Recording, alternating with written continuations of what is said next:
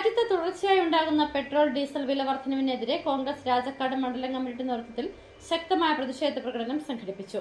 പ്രതിഷേധ പ്രകടനത്തിൽ നിരവധി കോൺഗ്രസ് പ്രവർത്തകർ പങ്കെടുത്തു.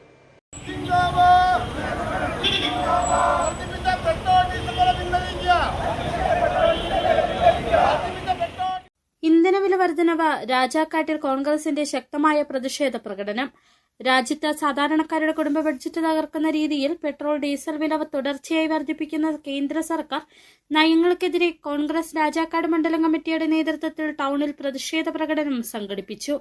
അന്താരാഷ്ട്ര വിപണിയിലെ വില വ്യതിയാനങ്ങളുടെ പേര് പറഞ്ഞ എണ്ണക്കമ്പനികൾ ജനങ്ങളെ കൊള്ളയടിക്കുകയാണെന്നും ഇതിന് കേന്ദ്ര സർക്കാർ കൂട്ടുനിൽക്കുകയാണെന്നും പ്രതിഷേധക്കാർ ആരോപിച്ചു.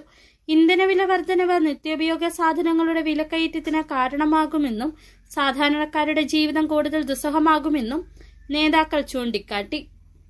കഴിഞ്ഞ ഒരാഴ്ചയായിട്ട് പെട്രോളിന്റെ വില ക്രമാതീതമായി വർദ്ധിച്ചുകൊണ്ടിരിക്കുകയാണ്.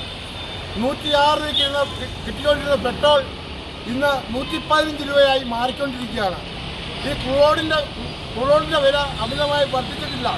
എന്നിട്ടും ഈ യുദ്ധത്തിന്റെയും ക്രൂഡിന്റെ പേര് പറഞ്ഞുകൊണ്ട് ക്രമാതീതമായി ഇങ്ങനെ പെട്രോളിന്റെ വില വർദ്ധിച്ചുകൊണ്ടിരിക്കുകയാണ്.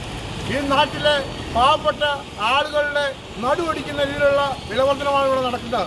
രാജാക്കാട് മണ്ഡലം കോൺഗ്രസ് കമ്മിറ്റി ഓഫീസിന് മുന്നിൽ നിന്ന് ആരംഭിച്ച പ്രതിഷേധ പ്രകടനം ടൗൺ ചുറ്റി പ്രധാന കവലയിൽ സമാപിച്ചു.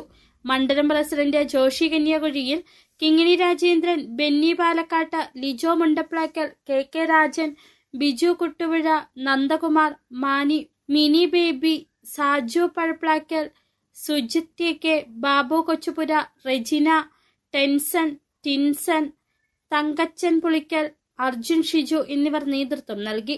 കേന്ദ്ര സർക്കാർ ഇന്ധന വിലവർദ്ധനവ് പിൻവലിക്കാൻ തയ്യാറാകാത്ത പക്ഷം വരും ദിവസങ്ങളിൽ സമരം കൂടുതൽ ശക്തമാകുമെന്ന കോൺഗ്രസ് നേതൃത്വം. City vision, Rajakkad.